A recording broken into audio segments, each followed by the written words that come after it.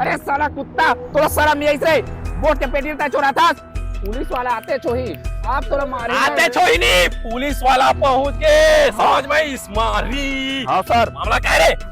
साहब वो बोट के पेटी चोरा है पूरा गांव वाला में देखे सर।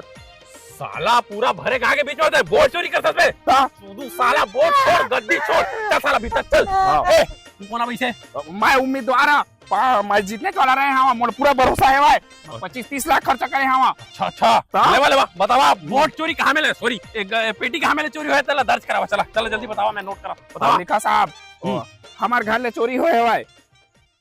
हाँ घर ले चोरी हुई हाँ अबे साला पेटी तोर घर में क्या करा तरी से बे हैं?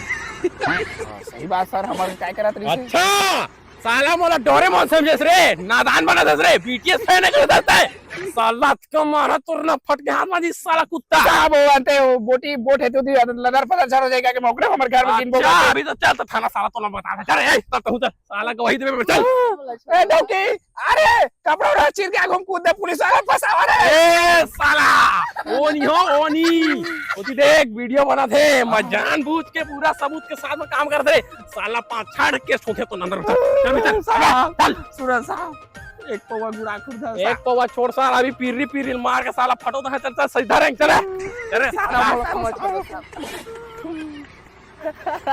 सही काम करे तक